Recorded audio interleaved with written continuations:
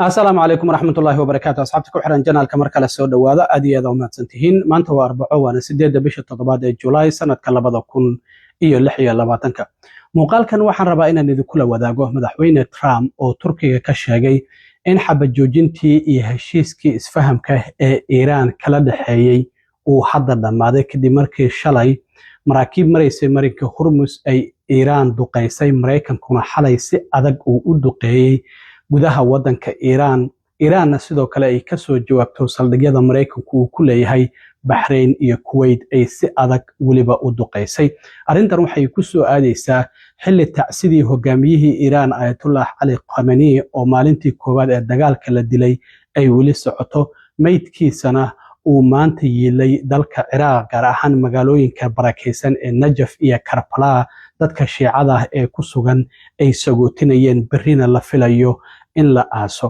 arrintaasi ayaan idin la wadaagayaa iyo Mareykanka oo sidoo kale mar kale cunaqabatayn dib u saaray shidaalka ay Iran ka iibinaysay caalamka iyadoo waliba heshiiskii isfahamkana arrintaasi qayb ay ka ahayd Iranna waa ay cambaareysay xiisadii u dhaxaysay madaxweyne Trump iyo ra'iisul wasaaraha Talyaaniga Giorgia Meloni oo ka dhex muuqanaysay shirka NATO maanta maxaa arrintaasi ka soo cusboonaadayna waan idin la wadaagayaa madaxweyne Trumpna shirka NATO intii uu socdo waxa uu la kulmay madaxweynaha Syria Ahmed al-Sharac iyo sidoo kale madaxweynaha dalka Ukraine Volodymyr Zelensky ayadana waan idin la wadaagayaa balse marka hore soo dhawaada waxaan ognahay bishii hore 18keedii inay kala saxiixdeen Mareykanka iyo Iran heshiis isfahama oo ilaa iyo 14 qodob ka koobnaa oo ay bilow u ahayd in colaadu ay joogsato isla markaana mustaqbalka oo colaadu aysan dib u soo cusboonaanin laakiin arrintaasi hadda waa ay dhamaatay shalay Iran ayaa maraakiib mareysay marinka Hormuz duqeysay arrintaasina waxay sababtay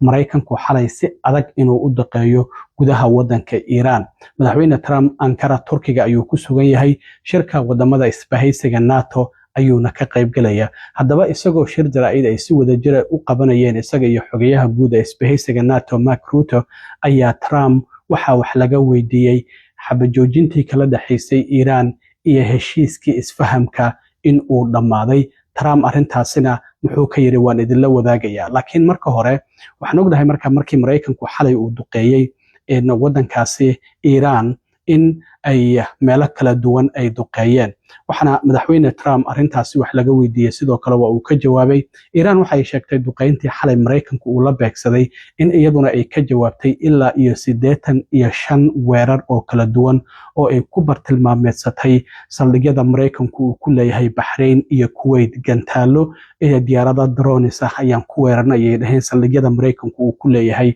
labadaasi wadan ee Bahrain iyo waliba Kuwait waxaan duqeynay dhaheen jasiiradda la yiraahdo Port Salman waxaan sidoo kale duqeynay saldhigga cirka ee Mareykanku uu ku leeyahay Bahrain waxaan sidoo kale ay dawladda Iran ay sheegtay inay duqeysay saldhigga weyn ee Mareykanku uu ku leeyahay Kuwait ee Ali Salim Air Base la yiraahdo waxaana sidoo kale Iran intaas ay ku dartay in mid kamid ah diyaaradaha MQ-9 uu isku dayay howlgaladooda inuu carqaladeeyay in sidoo kale ay soo rideen marka Iran sidaas ay uga jawaabtay duqeymihii Mareykanku uu xalay la beegsaday Iran sidoo kale waxay cambaareysay in Mareykanku uu kala laabtay cunaqabatayntii laga qaaday oo ah shidaalkeeda suuqyada caalamka ay ku iibin karto qodobka 10aad ee heshiiska isfahamka ayuu ku jiray wasaaradda arrimaha dibadda iyo wasaaradda maaliyadda Mareykanka ayaa shalay waxay ku dhawaaqeen inay kala laabteen Iran oo cunaqabatayntii mar kale dib loo saarayo in shidaalkeeda caalamka suuqyada caalamka aysan ku iibin karin arrintaasi oo Iran ay ku tilmaantay in xadgudub ay ku tahay heshiiskii isfahamka laakiin dawladda Mareykankuna waxay tiri waxay Iran jabisay ballanqaadkii horay loo wada galay arrintaasi markay dhacday madaxweyne Trump marka uu shirka isbahaysiga NATO ka qayb galayay ayaa wax laga weydiiyay duqeymaha Mareykanku xalay ay la beegsadeen Iran madaxweyne Trump wuxuu yiri xalay si aad ah ayaan u weerarnay ayuu yiri wadanka Iran wadankaasi uu ku tilmaamay wadan qatar ah waxana uu xaqiijiyay dadkooda inay yihiin dad xanuunsan isla markaana sidoo kale waxba ka qaldan ayuu yiri waxaan siinay yiri toddobaad si ay tacsida hogaamiyahooda ay u aastaan waxaan ognahay maanta sidoo kale Najaf iyo Karbala in meydkiisa uu yeelo kumanaan qof ay isku soo baxeen sida sawiradan aad ka arkaysaan oo dadka Shiicada ah oo iyagu sagootinayay hogaamiyahoodii maalintii koobaad ee dagaalka 28 bishii February ee sanadkan la dilay waxaana la filayaa maalinta beriyaha in lagu aaso magaalada Mashhad ee wadanka Iran marka madaxweyne Trump wuxuu yiri toddobaad ayaan siinay si ay tacsidooda iyo aaskooda ay u sameystaan laakiin waxay bilaabeen inay gantaalo ku soo tuuraan maraakiibta maalnimadii shalay ahayd sidaas darteed wuxuu yiri si aadaha ayaa u duqeynay wuxuu yiri 20 jeer ka badan sida ay noo duqeeyeen ayaan u duqeynay marka wuxuu yiri hal mar markayna soo duqeeyaan inaguna 20 mar ayaan duqeynaynay waxaan u sheegay yiri haddii aad wax nagu soo tuurtaan oo wax nagu dhufataan inaguna waan ka soo jawaabaynaa ayaan horay u iri wuxuu yiri waa ciyaartooy wasaqa sida isagu hadalkiisa u dhigay wuxuu yiri in muddo ah aniga xitaa waa ay bartilmaameedsanayeen liiskooda qofka koobaad ayaa ahay oo ay bartilmaameedsanayeen waana dad khiyaano badan ayuu yiri haddii aad runta rabtaan inaad ogaataan marka wuxuu yiri ma jeclin anaguna ma jecli sidaas darteed wuxuu yiri ma doonayno in Iran ay mooligeed hub nuclear ah ay yeelato marka Trump oo arrimaha xalay duqeynta Mareykanku duqeeyay Iran ka hadlayeen waxa uu yiri We attacked very powerfully last night the very dangerous people from Iran. They're sick. There's something wrong with them. We said, go and do your funeral stuff. And instead of that, they start shooting rockets at ships yesterday. And so we hit them very hard last night. I would say 20 to 1, 20 times tougher. And I told them every time you hit, we hit. And of course, they're dirty players, so they go after everyone, probably including me. I've been number one on their list for years. And they're a bunch of scum, you want to know the truth. They're scum. And so we don't like them. I don't like them. And they're evil people, and it's the denuclearization of Iran. And we're going to denuke it. We're not going to let them because they're crazy and they can't have a nuclear weapon.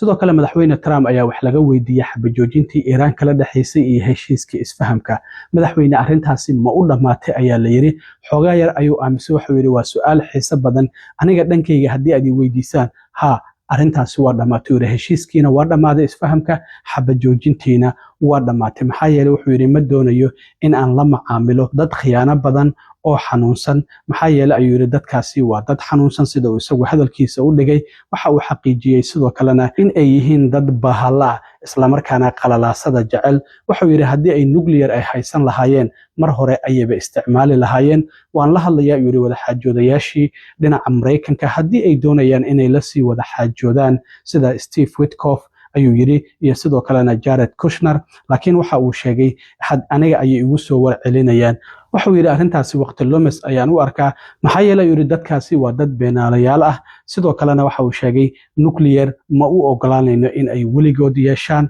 waxa uu yiri markasta oo aan wada hadalno banaanka ay u soo baxayaan warbaahinta ay u la hadlayaan waxayna leeyihiin waxyaabahaasi waxba kama jiraan marka waxa uu yiri dadkan waxba ka qaldan sidaas darteed waxa uu yiri aniga xaggayga haddii aad weydiisaan xabajoojintiina waa ay dhamaatay heshiiskii isfahamkana sidoo kale waa uu dhamaaday haddaba waa kan madaxweyne Trump oo arrintaasi mar kale ka hadlay Is the ceasefire done? Is the MOU dead?